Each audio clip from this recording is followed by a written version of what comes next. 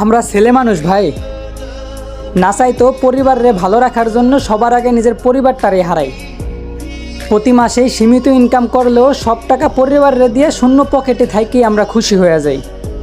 আবার শূন্য পকেট থাকলে আপনজনরা শোনায় কটু কথা, অথচ ভরা পকেটে সেই মানুষগুলোই বুকে রাখে মাথা।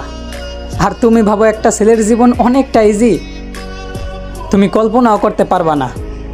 না চাইতেও একটা বয়সের পরে একটা ছেলে তার জীবন নিয়ে ঠিক কতটা হয়ে পড়ে বিজি।